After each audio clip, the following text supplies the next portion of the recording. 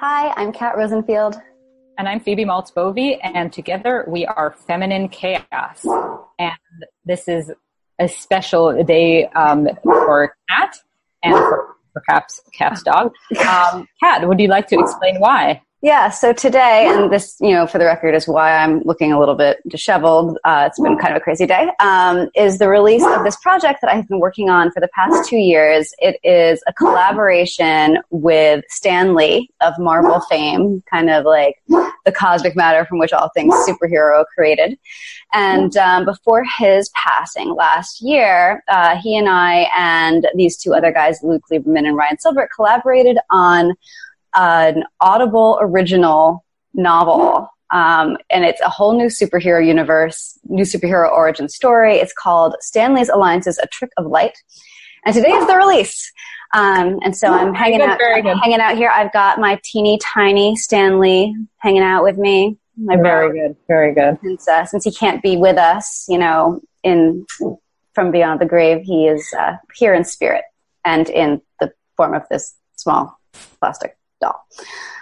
Well, fabulous. Always good to have a small plastic doll. So yeah, I don't know how big of an overlap there is between like kind of comic book superhero super nerds and the, I think, very intellectual audience who tunes in for Feminine Chaos. But if there is, and you guys want to support something that one of us does that is not this, feel free to pre-order it on Amazon. Or actually, you don't have to pre-order it. It's out. Just order it on Amazon. Order it. I encourage you to do so. Should we Feminine Chaos away? Let's Feminine Chaos away. We got so much to talk about. We have so much. It's ridiculous. So we have both been really following this story about a sort of, so we have two themes for today. One is the canceled writer, the perennial topic of the canceled writer, canceled author. And the other is going to be about lattes. Okay. Canceled writers and lattes is going to be the general theme. So we'll start with the canceled writers, and the specific story, somebody named Kathleen Hale, who I only very vaguely remembered reading the initial essay about sort of why she became controversial. But she's apparently, so she's a writer, a fiction writer and an essayist who is apparently very well connected in sort of writerly circles, married to some somewhat famous writer who's the child of some other famous writer. Anyway, but she became controversial because she basically stalked, is a way to put it. She aggressively followed up. Way to put it. Yeah. She aggressively followed up with a Goodreads critic. So, like, what that means is, so there's like Yelp, right, where you can say how you felt about your latte or something else you consumed, or didn't even consume. You can say it. You can say that was the worst coffee shop you've ever been to, and it can be in a country you've never visited. Well, Goodreads is like that, but for books, right? And it's very taboo apparently for writers to go on Goodreads and respond to their critics. But yes, you are strongly urged, I should just say, as somebody who's published 2 books, you are strongly encouraged not to engage. It's supposed to be a space just for readers, where readers can say any terrible thing they want to about you or your book or your family or your dog, and you're just supposed to sit there and take it. Actually, yeah. So I've only published 1 book, but that has been my impression. And also just more broadly, while I've never had the temptation to, so I don't know how much you want to share of your own such experiences, but I could say that I've found it very confusing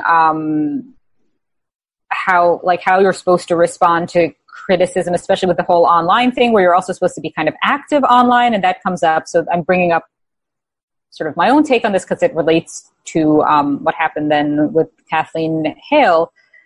But where you're both supposed to be, for publicity purposes, very online, sharing, everything to do with your book, and that's your work. That's part of what you're doing, and you're meant to be doing. But you're also not supposed to engage with anybody who says anything critical.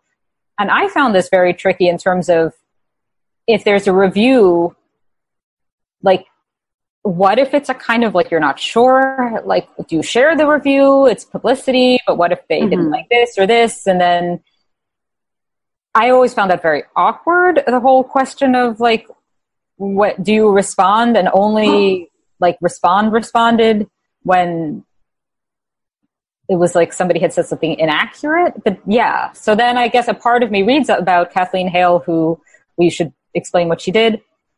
And there's kind of an author's feeling of, wouldn't that be fun? But also, I don't know.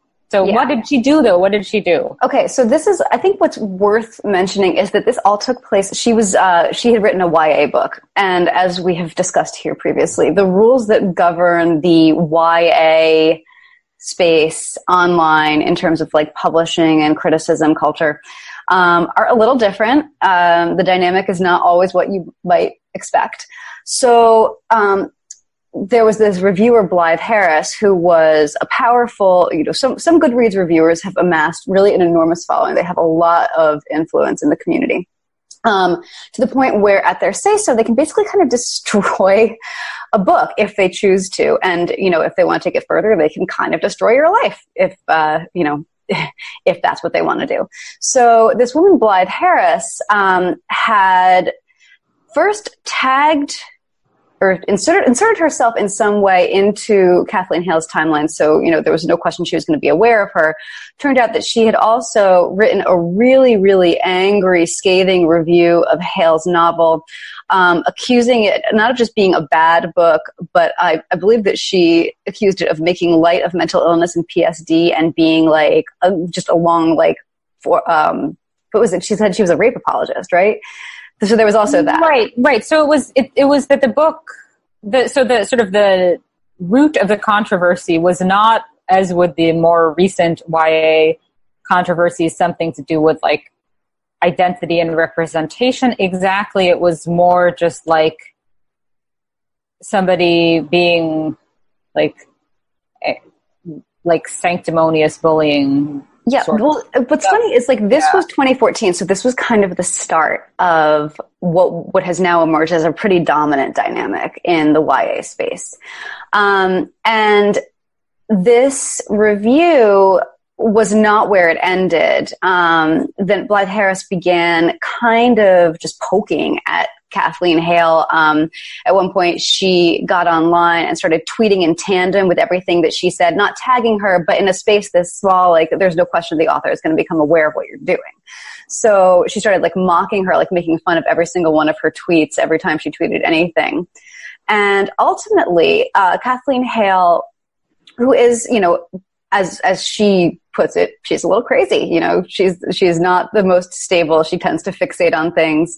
So this was already really like getting her goat. And then she was offered the opportunity to do, for a book club to interview with a book blogger. And so she was like, I want to do it with Blythe Harris. She was going to unmask this woman who'd been tormenting her.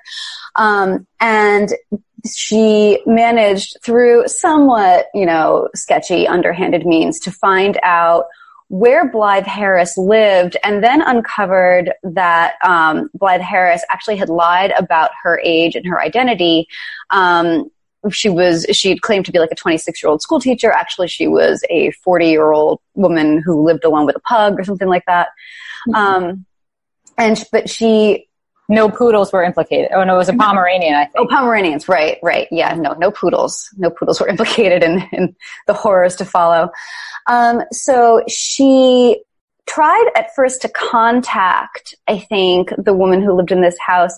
At one point, she went to the house. She thought about knocking on the door. She really wanted to have like a confrontation. And she did this under the advisement of that guy, Nev Schulman, I think, from Catfish. So she had kind of like an expert in her ear telling her how she could or couldn't do this. So she really, she was hoping to have a confrontation. She ultimately chickened out. She didn't knock on the door, but she did call the woman on the phone. And then she it was sort of an unsatisfying resolution in terms of she never found out for sure what was going on. It was clear that this woman was posing as somebody who she wasn't online. But she wrote this essay about the entire experience in The Guardian, and that is when the shit hit the fan. Mm-hmm. And that's also why we're sort of discussing it now, is because she's now, this is where it gets really tricky. She's turned that essay and a few others into a book. And it's a book that's pretty much, it seems like, no new material. It's essays that were previously published. Was this one altered in some way for the book? I don't remember. Oh, it includes a little bit about the fallout. So we should say that when she published this essay about her experience in The Guardian in 2014, people went nuts. And I mean, she had to leave the internet. It was like, I mean, people just wanted to destroy her. There was this immense amount of anger coming out of the YA community. Like, you know, she had to be ostracized. So she ended up apparently in a mental hospital. You know, it was so intense that she was, you know, experiencing suicidal impulses or something like that. And so the new essay, which I have not actually read, I really wanted to before we got to this, but couldn't. The new essay includes some follow-up on just, you know, what she experienced after the internet went after her. And the title of the book is Kathleen Hale is a Crazy Stalker, which is kind of fun. Yeah. I mean, I think there's so much about this story. It's one of these where to begin sorts of things. I mean, I just will again return to that there was not, and this becomes relevant in the essay about this book that we're going to talk about. It doesn't seem like there was any sort of identity component, and it seems like a lot of what she did that was getting people angry was just kind of violating conventions of the YA community, but I would say just in general, the writing world, that if you respond to negative criticism, that you're digging yourself into some sort of hole. And this is true not just for authors. I think anybody who says anything critical online about you, if you respond, it's like, well, is it don't feed the trolls? Or is it, you know, it's like that whole discussion, well, I think I should say, so we're talking also about this BuzzFeed article about the Kathleen Hale book by Sachi Cool, and that's sort of about, like, it was this trolling what Kathleen Hale experienced, or was it criticism? And I guess, yeah, I mean, I think that's part of where I think this gets kind of interesting. It's just so, I need to just read a little bit of this because I think it's going to maybe make more sense. But so Sachi Cool writes about being an author herself and understanding about the temptation, you know, to, like, what was your problem with my book sort of thing to your critics, but also is sort of trying to say, well, but is this the same sort of thing because as being harassed online because as she has been, and as many are, because of identity-related reasons, because of your race or ethnicity or something of that nature. So I'm just going to read a couple paragraphs from this article that I think are very relevant here. So, but the prose in Catfish betrays only a sliver of self-awareness. She still talks, and that's the essay we're talking about, she still talks as if everyone is out to get her for reasons that are entirely unclear. And then this is Cool quoting Hale. I think our conception of trolls is that they're men on 4chan who say sexist things about women. That's kind of a sexist assumption because, of course, trolls can also be women. These anonymous female trolls happen to be like a book club, and what they do in order to troll people is they weaponize the language of social justice so that there's no way to argue with them. They can very easily turn around and say that they're being victimized. Okay, so this was what Hale had said, and this is Cool quoting Hale, or what Hale had written, and Cool quoting Hale. And then Cool sort of is questioning this, and writes, Hale is a conventionally attractive white woman from a privileged family in America. not exactly an obvious target for online persecution by overwhelmingly other white women. And then Kuhl goes on to say, especially on Twitter, women, people of color, non-binary people, and otherwise marginalized communities are disproportionately harassed by anonymous trolls who in turn experience little to no real consequences for their actions. Okay, can I interject there for a second, really quick? Because I just think it's worth noting. Well, she continues. She continues on this along this line. I just want to finish this. So, right. Hale's quote troll, as she refers to Harris, didn't contact her directly to harass her. She simply didn't like her book and said so on a public forum made for readers, not writers. Okay, I think we both have probably a lot on that, but go for it. Go for it. Okay, so in that segment, she links to a study that does not actually conclude what she says. It's what she says. It concludes. Right. There was that issue.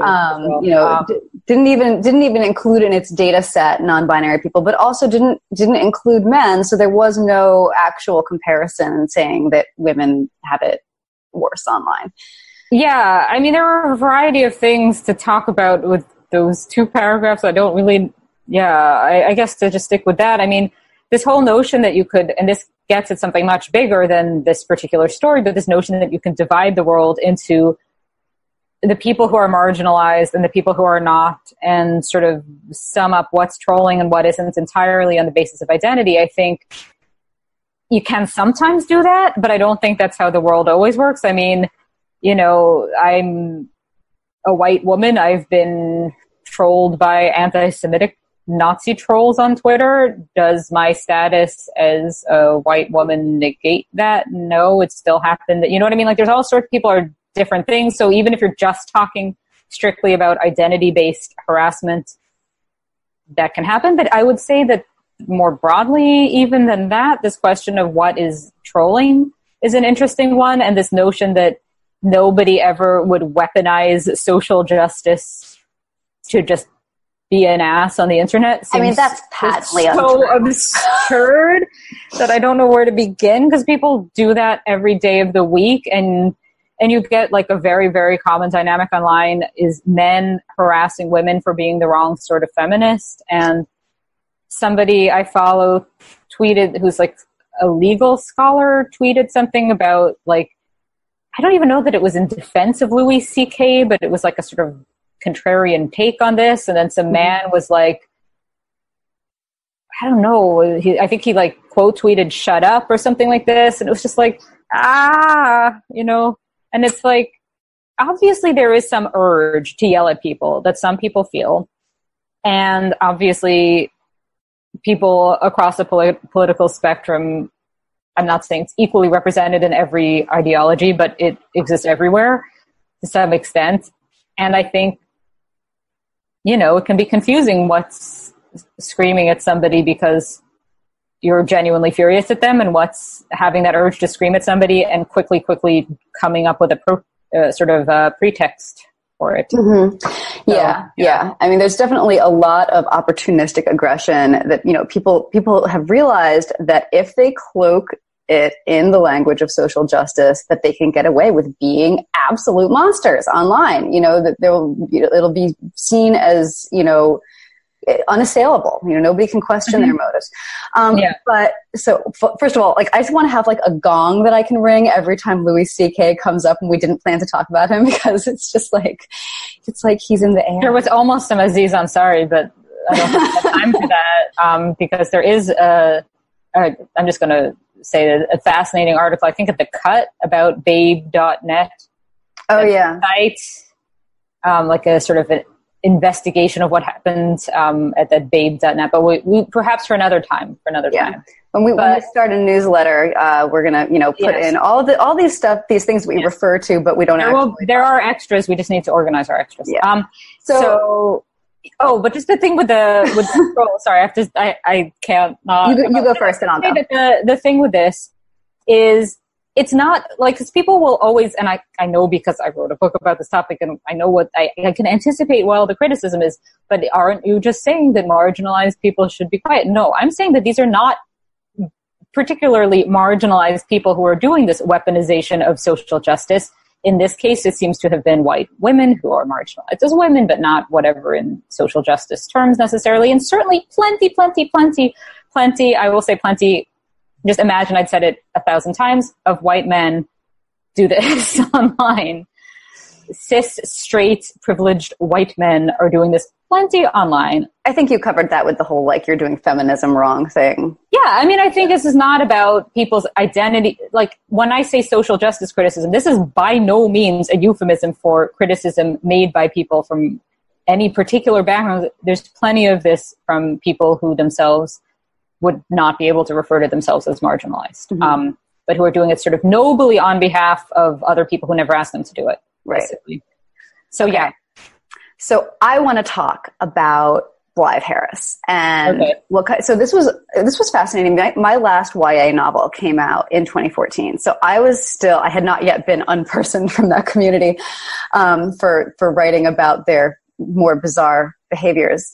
And I remember what a huge deal this was at the time. And I do think it's fascinating that the narrative that emerged is literally Kathleen Hale is a crazy stalker. Because we got to talk about Blythe Harris, who is a woman who lied about her age and identity, a middle-aged woman who lied about her age to gain authority and influence in a community of much younger adults, and whose entire shtick online, like, she was a mega troll. All she did, I mean, and you can see this in Hale's original essay, where people are cautioning her not to talk about this, not to even, like, whisper Blythe Harris's name in front of a mirror 3 times, because she did this. This was her shtick. She would, identify a book that she didn't like and an author she wanted to target, and then she would needle them and mock them and, and say terrible things about them, that certainly exceeded the bounds of ordinary criticism. When you're starting to call somebody a rape apologist, I think, it's pretty clear that, like, a line has been crossed there. And she would do this in an attempt to instigate conflict. She did it to elicit a response, hoping that, because once an author did respond, no matter how obliquely or mildly, even if it was incredibly vague, she could immediately cry harassment. And I don't remember who used the term cry bullying who coined that to refer to this, but it's such a good example of it. You poke and you poke and you poke at somebody, and they say, please stop poking at me. You're like, oh, I'm being harassed. Maybe it's a type of fragility. It could be. It could be. It's entirely possible. So basically what I want to kind of get at is, like, none of these are morally neutral behaviors. She was a total bully. And people who do this, like, to confront them is, I think, a really common fantasy amongst writers, to the point where you've got Jimmy Kimmel doing his Celebrities Read Mean Tweets segment, and you've got Tina Fey on stage at the Golden Globes collecting an award and calling out her trolls by their handle. And there's even this show Shrill on Hulu, which is really a lot of fun. And it's fictional, but it's based on the life of Lindy West. Where in the series or season finale, spoiler alert, but the main character she tracks down her troll, goes to his home, confronts him, and then throws a cinder block through the window of his car. And it is clearly crazy, but it's also very sympathetic. You're totally, like, on her side. So basically, what's funny to me is, I don't want to get into, like, does this mean Kathleen Hale did nothing wrong? Because I don't think that that's true. I think that this is a case where basically everybody involved behaved really badly. But it is fascinating to me that the narrative that emerged in the YA community, and this says a lot about the dynamics there, was Kathleen Hale is a crazy stalker, and Blythe Harris was like an innocent, pure cinnamon roll who did nothing wrong. I think that's what seems so strange, because it's sort of like it's taking the YA debate, but kind of like isolating certain dynamics that, like, don't have to do really exactly with, well, they have to do with mental health, but they don't have to even, it seems from the outside, like, they don't really so much even have to do with mental health and an identity sort of framework. And it's just like this expectation that the author be a certain sort of person, and that's what's being reviewed as, like, the etiquette of the author is just so strange. Because it's like, how good a book is, like, I think, again, like, if this were a man writing literary fiction, would anybody be, like, even wondering what he's like, or would he be kind of occasionally profiled in The Guardian as this curmudgeon and ha ha ha, and like, I don't know. It's just, it's strange. It seems like a strange way of thinking about things, that if she's like, let's say she is completely horrible online, let's say that was it, would her book necessarily be a bad book? And it seems like what was being reviewed, and that's where I think this connects to kind of Yelp and just generally online reviewing, this notion of you don't even have to have read the book to review it, seems crucial. Yeah. I mean, the angriest person I ever got on Twitter about my book had not read it and made a point of saying she never would. So I know that it's out there, and I'm sure her bad opinion keeps you up at night. Well, not that. There are other bad opinions. Oh, believe me. But that one, But the thing I want to talk about, though, from that first paragraph, though, is, but the prose in Catfish betrays only a sliver of self-awareness, okay? This notion also about just, like, personal writing and self-awareness is something that I'm kind of mildly obsessed with. I'm going to go to its house and throw a brick. No. Idea. No, I just this notion, though, that writing, that personal writing needs to be self-aware. And first of all, it seems like if her title of her book of essays is that refers to her as a crazy stalker, she probably is. Yeah, I actually want to just put a pin in that real quick. Say, it seems like when people complain that she's not self-aware, what they really mean is that she's not groveling. She's not contrite enough. But that's not just in this particular case. I think in contemporary online discourse, self-awareness is a tricky one. Self-awareness is a very specific performance with a specific script, right? And to be self-aware in life is just like a nice quality. Somebody who's not self-aware is probably kind of annoying to be around, you know? But like it's this weird sort of framework where the way to be like an ethically good person is to be self-aware, and you can be very rich and hoarding your money and, you know, being just generally like horrible to people in life. But as long as you're self-aware and you know, and you are like properly like using the right disclaimers about your privilege and all of this. And that's, I think, what's meant by self-aware online. And it's this weird thing that, yeah. So but then there's this other separate question, though, of in this literary question about, is personal writing good if it makes the author come across as having had wise, kind epiphanies about life? And I don't think so. I don't think that that's what makes it good as writing. I think a lot of personal writing can be good as writing without necessarily making the author seem like a nice person. And it's this weird thing with this weird crossover, I think, even with like college admissions essays, which I did not like, as I've said on this before. But this notion that if you're writing about yourself, it's as basically to promote yourself as a human being, not for necessarily any specific goal, but to talk about like that the argument behind, sort of between the lines of every personal essay is, I, the author, have recently become, or have over the course of however many years become, a good person. What about personal writing that doesn't do that? Is it thus bad writing? And I feel like there's no distinction made, and that just bothers me. These are different things. Yeah. How nice the author seems and how good the writing is. It's not that all good writing has to be from some, like, the art monster type persona, but it depends, you know? Yeah, I'm just thinking about there was this really interesting kind of era of memoirs. I'm gonna Google her name so that I can actually credit her. But it was in like the early 2000s. You had these kind of blogged book deals. So like Julie Powell, who wrote Julie and Julia, and who then wrote a follow-up to that book called Cleaving. You know, it was very obviously like personal writing. The first was about this blog that she was keeping, and how I think it basically almost destroyed her marriage.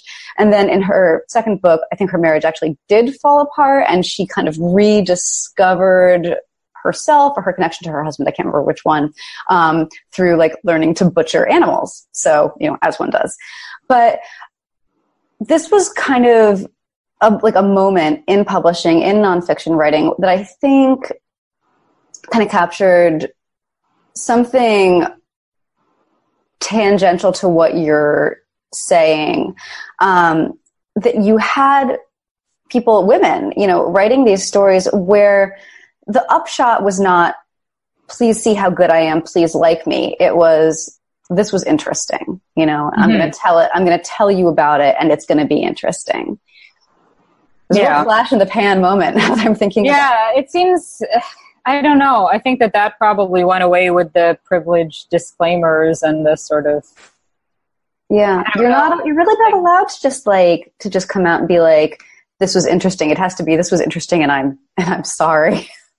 Yeah, I mean, that's there are a lot of reasons I end up not doing personal writing myself, and that's just, I feel like neither path would appeal to me, neither the like, here is why I'm a good person path, nor the here is my wretchedness on display path. And I feel like those might be the only, I don't know. But that was a really good turn of phrase. Here is my wretchedness on display. I'm sure somebody else has said it before, and then we can all Google it and find out who. I want it on a t-shirt.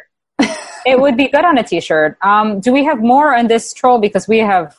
I think we should move on to the adjacent story. Adjacent. So this was unpublishing, and this, I guess I'm also thinking about just this question. I don't know if this is a transition phrase or whatever, but like, this weird notion where cancellation brings about publicity. And I'm thinking about the mere existence of this essay collection and how it's both very awkward, clearly, for Hale to promote it, but also like, it also exists, right? Like it didn't have to exist, and it does exist. And clearly you get a different audience if you are kind of like I just wonder who the imagined audience is here.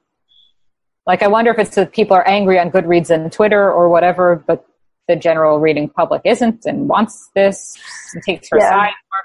But I want to read that book. I'm just, I'm interested in it. It's really not about necessarily finding her sympathetic, although I do a little bit, I think it's hard as a writer not to find her at all sympathetic, even though I beat myself up over once sharing a review in a tweet and then responding to that tweet by something I didn't agree with in the review, and then that reviewer made a big thing of how I had made a thing about, oh my goodness, it's okay, I'm sympathetic, I get it.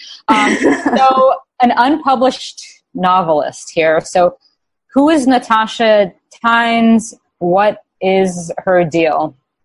Okay, so a different person. Take this one away. Genre?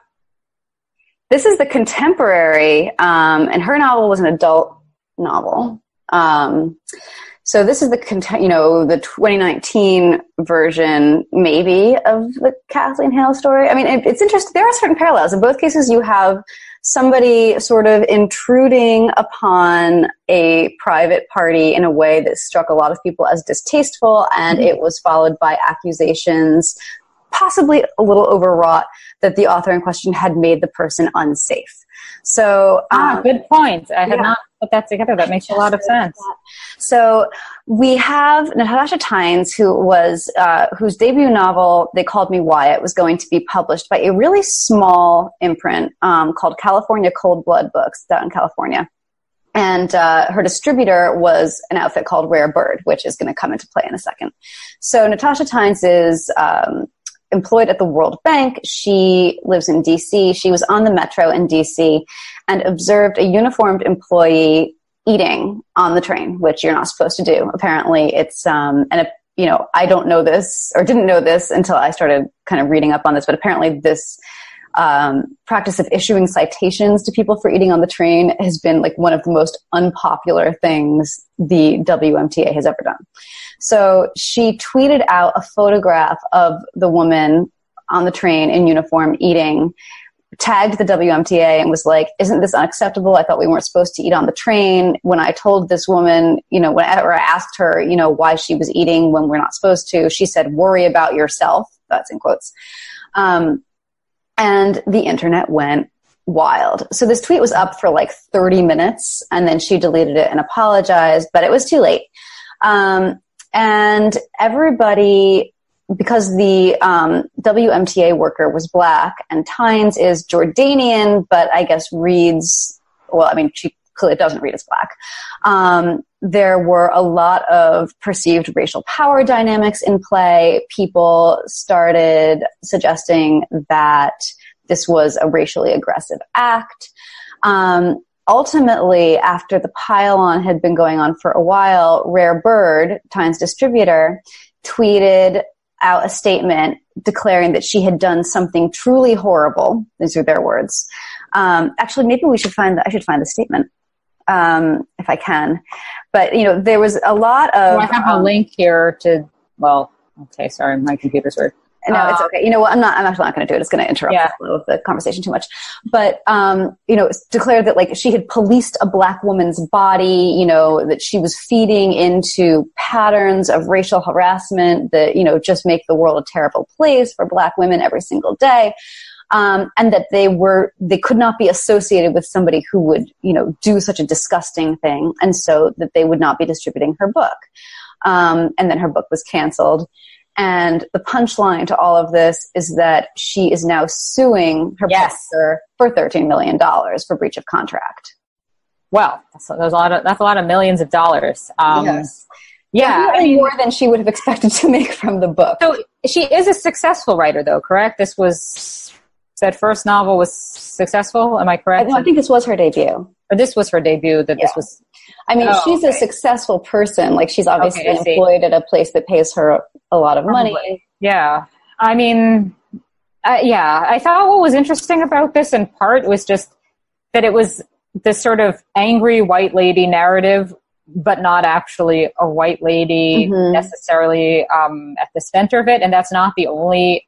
This seems to have happened a bunch of times recently, including in a case where I would say quite different in a lot of ways than this one, where the supposedly angry white lady was a non-white Subway sandwich shop employee who was accused of racism, but it turned out it was some whole weird not misunderstanding, but like the situation had not been, anyway, something where there were very specific Black men who would come in and not pay. And this was a Chipotle. Or was it a Chipotle? Sorry. Why was I thinking it was a Subway? It's just like a lot of Subways in Toronto, not a lot of Chipotles, maybe. Yeah, anyway. Sandwiches of a sort, if you could call a burrito a sandwich, which I'm sure is its own debate, but not one I find too interesting. We cannot debate that today. It would just get ugly. Yeah. Yeah, I don't know. So there are some of these, like, obviously there are also plenty of these stories where the angry white lady is indeed angry and the person she is angry at is indeed a Black person who has done nothing wrong. So it's a range. But this seemed to really fit, though, with this, apart from even the publishing story, it's also just one of these incidents, also like that Covington story, where you see like you see a moment in time, and a lot has to get inferred from it. So Tynes was seeing this moment in time where someone was eating on the subway and didn't want on the DC Metro and didn't, you know, she didn't know any backstory to this, you know, and was judging. And then everybody in turn online judged her. And it was all very, very quick little moments in everybody's life getting kind of blown up. Yeah. Yeah. I mean, because the pieces of this puzzle kind of were what they were, I think it was perfectly positioned to become a huge deal. And one of the things that I was sort of thinking about with this is like, well, you know, had the identity permutations been arranged slightly differently, like if this had been, for instance, a white woman calling out a white man for eating in uniform on the train, what would the fallout have been? I think like the men working, right? Like that woman calling out, wasn't there the sign about the men working, why not women working, why not people working or something like that? Right. Sort of.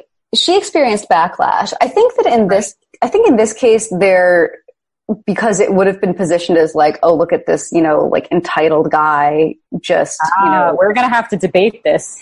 I mean, I don't know how much we can debate it because it's all completely hypothetical. Like, all the better.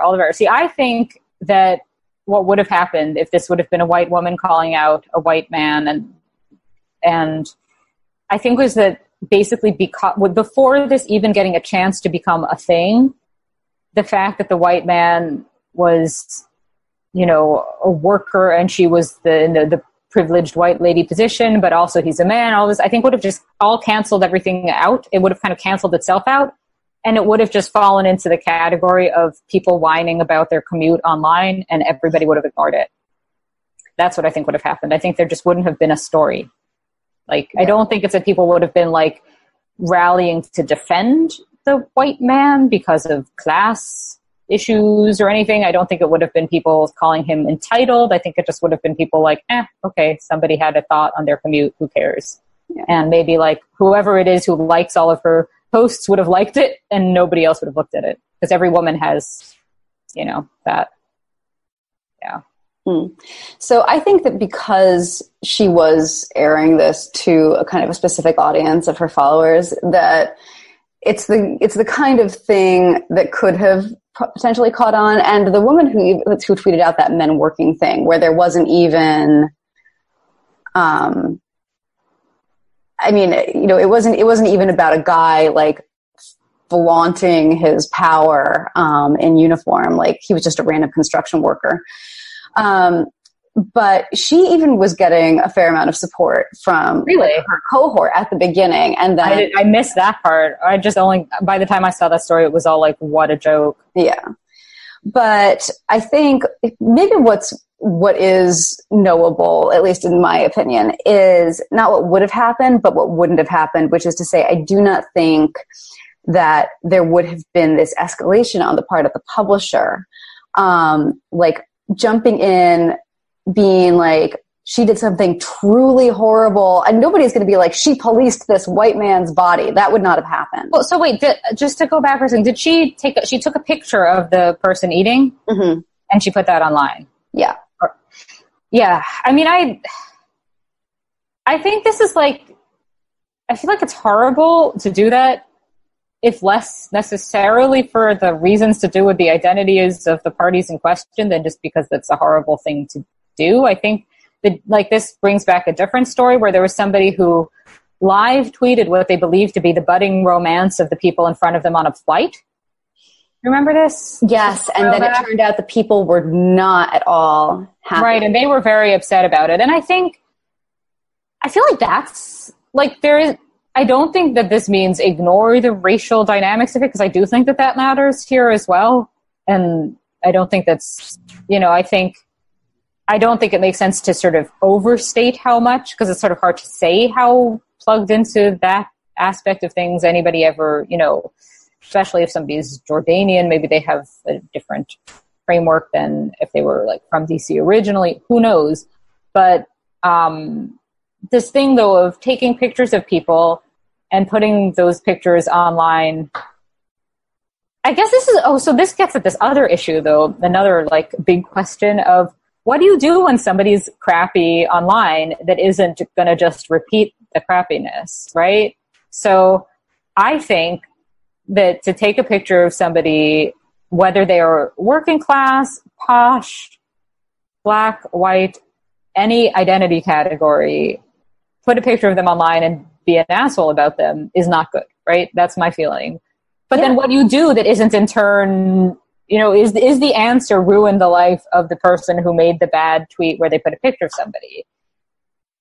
You know, because like, how do you just get out of that loop, I guess? Right. Well, I mean, I think that at some point, you know, people have to take it upon themselves to like be the responsible party and be like, I am not going to go out of my way today to intentionally cause somebody else distress, which ideally would start with not invading somebody's privacy by posting their, maybe even one-off ugly moment. Like, who knows what's happening in their life that day online.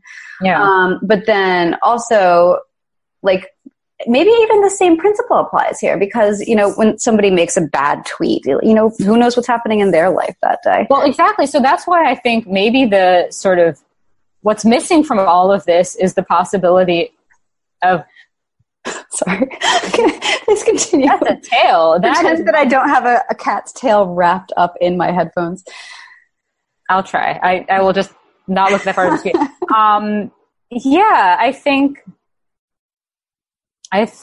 that what was missing from this entire interaction, from the entire episode, was the possibility of, if she felt that she had to say something about this, if Tynes felt she had to say something about a Metro worker eating, which, again, I find absurd, but whatever. If whatever, that was the day she was having, she felt she just needed to make a fuss. Mm-hmm.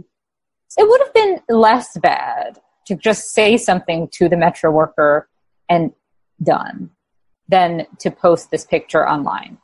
It would have in turn been maybe less bad for people who saw her tweet to send her a direct message and say, like friends say, people who don't want her to be canceled and don't hate her generally, to be like, what's up with that? That's not nice. Yeah. And you can do that. Well, I think somebody probably did, because she did delete the tweet and apologize. It just wasn't, people didn't care. I mean, I don't know if she deleted it and apologized because somebody quietly took her aside or because of the pylon, you know? But the pylon had not even really begun, you know? I mean, literally 30 minutes, so... Whoa, yeah. That's time for something to start. But yeah, I mean, I guess... I just wonder if that's the way out of the loop, is just for sort of when something happens, and I'm guilty of this as well in less, I believe, controversial situations, but just that feeling of, like, somebody just tweeted something that was very funny. And it was something about, like, that they realized that such and such way they were thinking about things, other people consider a thought, but they were thinking of the tweet. And, like, I think if you're just very geared towards the only way you can kind of communicate is just online and publicly online, more to the point. So not even like a private message, but like publicly online. That's where these things kind of explode. And that's where I think it's not about necessarily some sort of like Luddite version of, and then you should write her a letter with a quill pen, and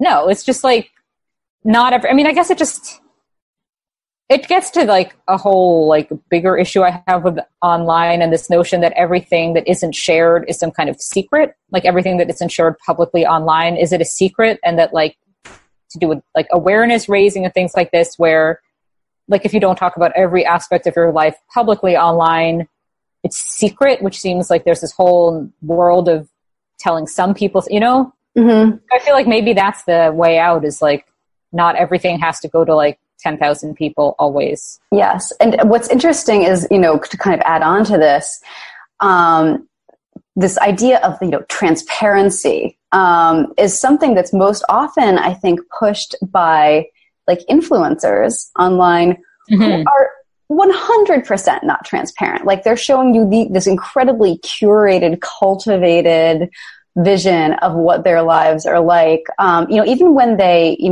start a post with like, I have a confession to make, it's calculated, to get clicks. It's all a performance. So yeah, there's something really funny about this idea of performing transparency, which makes it inherently not transparent at all. Yes, absolutely. Absolutely. I don't know. I just find this whole thing, where these really overlap is this notion of like, to have written a book and to have it read, if you are a living author, perhaps especially if you're a living woman author, I don't know, do you have to be nice? And I feel like the answer the internet has decided is yes, and I'm not sure I like that. Yeah. I think it is still possible to opt out of that, though. There are plenty of authors who just don't participate. The problem comes when you decide to make yourself a part of the culture. That's true. That's true. Because then it becomes hypocrisy. Then it becomes hypocrisy if you are so committed to social justice, and then your book has the problematic thing and all of this. And yes, exactly. Of that situation. And oh my goodness, there's some other article that we'll have to talk about sometime, but that would be too much of a digression. So I think we should discuss lattes real quick. Well, yes, we can wrap up with a couple sort of latte topics. So this is not going to be as involved as so you have your book, you have your coffee, it's thematically connected, not really. So there's this thing online and offline and in personal finance books, and it's been going on for ages, of the latte factor, that supposedly everybody could be saving all this money if they stop, millennials, but this was even before there were the millennials, everybody could be saving all this money if they stopped buying lattes.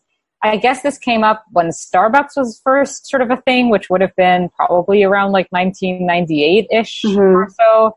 So this has been going on for a while. And then various people, I definitely was blogging about this back in the day, but also, and far better and more famously, the author Helene Olin has written about this. Basically, it's nonsense. Nobody would be rich if they stopped having lattes. If the difference between having lattes and not having lattes, nobody's having that many lattes. It's like what matters is how much you're earning, how much your housing costs are, all of these sort of much bigger things than whether you every so often have a latte. And also the assumption always seems to be that people either have coffee out or at home. And also weirdly that coffee at home is free, and not the fancy coffee beans I've been buying. Like, that's not free. But anyway, I don't know. I really like this coffee that's like, that I have to go to Muji to buy. I'm that ridiculous. It's actually not that expensive. It's more just that it's complicated to buy it. But yeah. Do you want to plug your coffee brand and I'll plug mine? Yeah, I see it here. It's De Melo Palheta. I guess it's like, I think it's Portuguese or something. Coffee roasters, specifically Dancing Goats. Dancing Goats. Yeah, and the bag is $12 at Muji, but $15 at this coffee shop. So I, having learned that, have to buy it at Muji. It's a whole thing. It is a whole thing. Nice. Mine is Dean's Beans, Ahab's Revenge. Yeah, it's got a kick to it. We order it online. That makes much more sense. I need to find a way to do this because the amount of cold brew that I'm going through, that I make at home, but that's still probably why I don't own a house all the same. And all the avocado toast. So much avocado, so much toast. The cursed avocado toast. Yes. But it is funny how you have these personal finance gurus who are all like immensely wealthy themselves, right, and who did not get there by refusing to eat lattes. Sorry, this cat.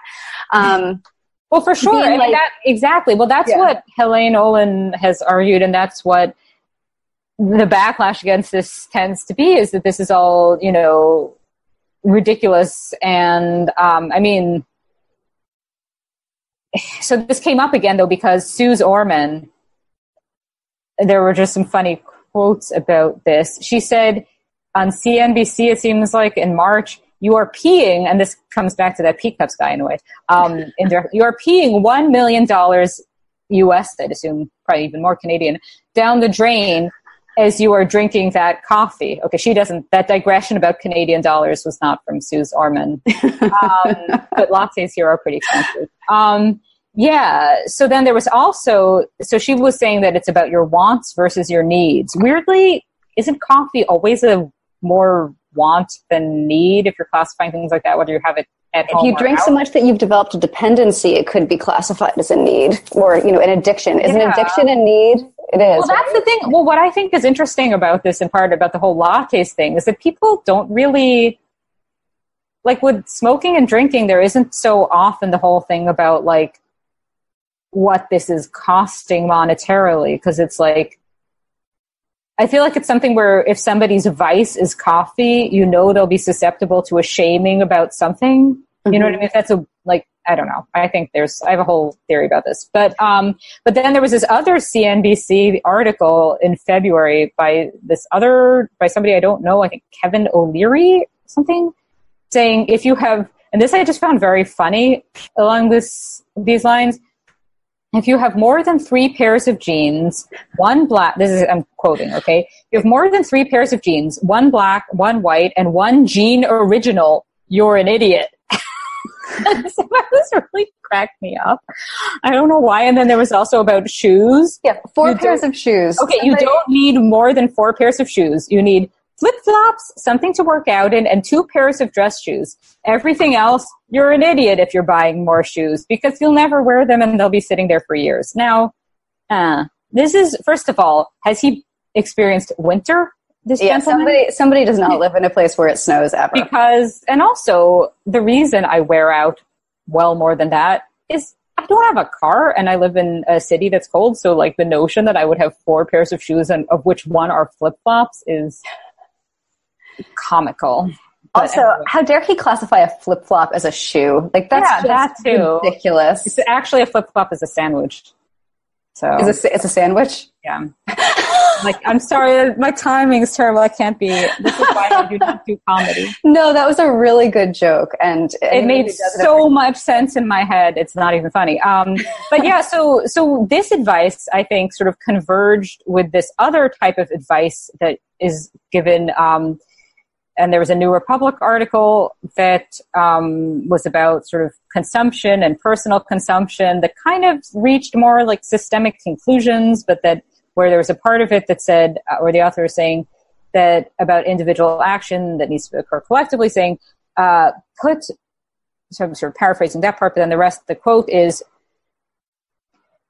put more bluntly, it will require personal sacrifice from our entire society. We will have to fly less, drive less, Uber less. We will have to eat less red meat, drink less dairy, waste less food, and generally buy less crap that we don't need. And this sort of notion of minimalism and like personal consumption choices as somehow key to everything struck me as kind of connected to the whole latte thing. This notion that like that the thing that makes the difference both personal finance-wise and environmentally always seems to be whatever it is you like the most and get the most pleasure from, and that isn't actually making that much of a difference, should be really the thing you give up, because it should be about, being in, distress and not actually what would matter sort of thing. Yeah. Well, I really enjoyed the kicker to that, which was, but people are never going to do this willingly, so maybe we're going to have to get the government to make them do it for themselves. Well, kind of, there are aspects of that I agree with, as versus the thing where it's like where the whole thing is about flaunting that it's always about the whole like, instead of fast fashion, here are my like 50 pairs of expensive pants from the store that claims that they check up on the ethics but probably doesn't, or is just more expensive. Like there's a scholar, Minha T. Pham, who has written about like fast fashion as kind of a scapegoat, and that basically it's not actually the fast fashion companies. Like everyone's like, ooh, if a t-shirt costs $5, then it must have been badly produced. But it's actually like designer stuff is also at least as bad in terms of impact in various ways and ethics. But it's also, I guess it's this notion always that like the person who buys fast fashion is sort of hoarding it. And it doesn't seem to have, like the culture doesn't seem to understand that there could be people who own not that much stuff. And it's cheap, she says, owning not that much stuff, and it's kind of cheap. That seems like a thing that does exist. Yeah, so I went through like a little bit of a moment trying to deal with this. Where everyone, this kind of relates a little bit. The idea of investment pieces. It's like, instead of... my goodness. So, I wrote about this ages ago. I have many... Oh, go on. Okay, well, so we were, the team of guys for the Stan Lee Project and I were doing TV interviews this past week. And when you do TV, the publicist sends you this edict about what you are and aren't supposed to wear. And it turns out that yoga pants and Star Wars t-shirts are not really on the approved list. So I had to go shopping and ended up buying a dress. I'm not even going to talk about how much it cost, but it was a lot. And it was, tell me after. I'm curious. I'll tell you after. And it was great. It fit really nicely. It was, the approved, like, kind of you're not supposed to wear bright colors. You're not supposed to wear patterns. So, all it can do is fit nicely. But rather than feeling great about myself for having purchased an investment piece that is versatile and that I can certainly wear, for other things, that don't include being on TV. I mostly just feel this intense pressure now to remain the same size for the rest of my life so that I can get like the cheapest possible price per wear out of this. Oh boy. Oh my goodness. Okay. So, I will want to hear all about the dress itself, but in terms of investment shopping, I have so many thoughts about it. So clothing is you're never actually investing in clothing. The value goes down the moment something, it's like a car, and not a collectible car. Nobody's going to buy your old t-shirts, or dresses or fancy shoes. The value to you is not going to whatever. But this notion that if you pay, this notion that you're able to predict what you're going to end up wearing all the time and that it's going to be the things you spent a lot on. For me, that has just never, it seems to work for shoes to some extent, shoes that wear out immediately or are uncomfortable or whatever tend not to work. I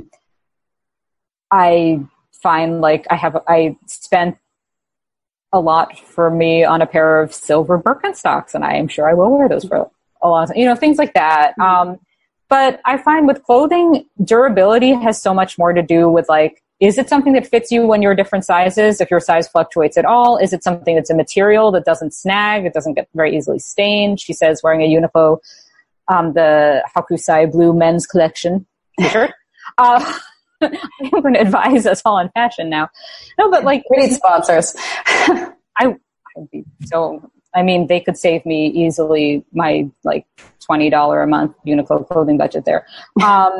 But yeah, basically this notion that the clothing that lasts for years, first of all, can be predicted, and second of all, is the stuff that would be considered classic in some spread. It's never how it works. And people's sizes, I think it's good to get clothing that fits you nicely in the size you are at any time, and all of that. But this notion that anything that's size specific will last for years, I have found sometimes it does, sometimes it doesn't. You just can't know. Mm-hmm. I have a pair of jeans that have, by some miracle, worked before pregnancy and after. I have other clothing that, oh boy, no, not really.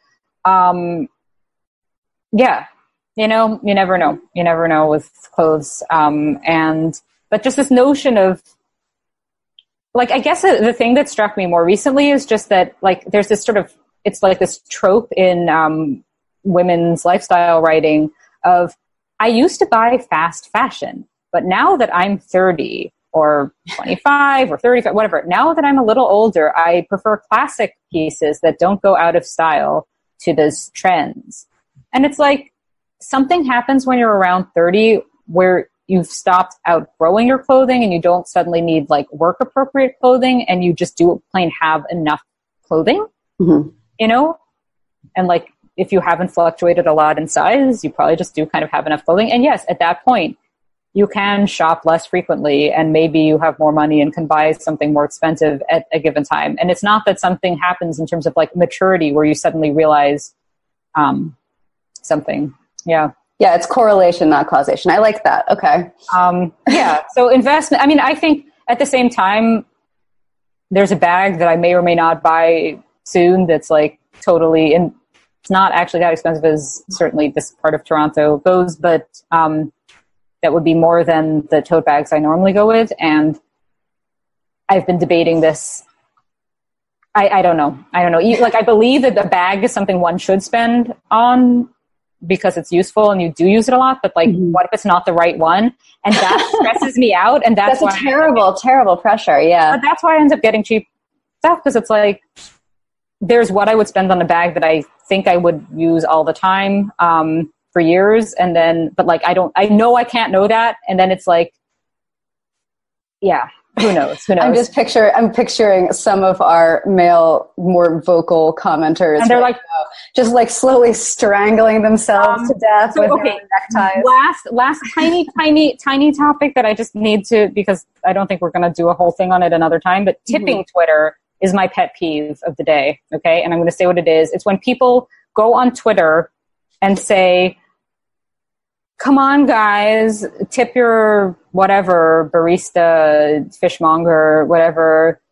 Come on, cheapskates, tip. I tip 50% on everything. Right? Okay, I'll tell you why this is my pet peeve. And it's not that I'm anti-tipping, and I realize this is, becomes circular or whatever, but I am American living in Canada and probably tip more than you're supposed to here because I tip the American amount and I don't know. But I'm not against tipping. I think it would be better if this were in wages than tips, but if it isn't, then, whatever. I am against it for two reasons. One, you do not know what people actually tip when they tweet smugly about what they tip. And two, there's this notion of like that every time anybody buys anything, they are the rich person and the person they're buying it from is the poor person, as if nobody ever, in a weird way, I think it like converges with the latte shaming, this notion of like, that if you're somebody in the sort of latte making side of things, you would never buy anything yourself. You just like go home to your hut and just sit there. And yeah. Anyway, that's my pet peeve. I think entirely justifiably so. And just, yeah, that it converges a bit, but, rather than going on and on about it, I think, Kat, do you want to replug one last time? This will be the only time I do this until the hardcover comes out in September. Then I'll do it one more time. But that's a totally different. And will the doll be involved? Oh yeah. Well, there will there will be a book, so I won't have to use. Oh no, but I mean right now. The doll will be involved. Just one last time. Stanley's Alliance is a Trick of Light, co-written by yours truly and the late great Stanley, is now available on Audible original, really fun. And that's Congratulations, and thank you. This has been Feminine Chaos. Bye, till next time.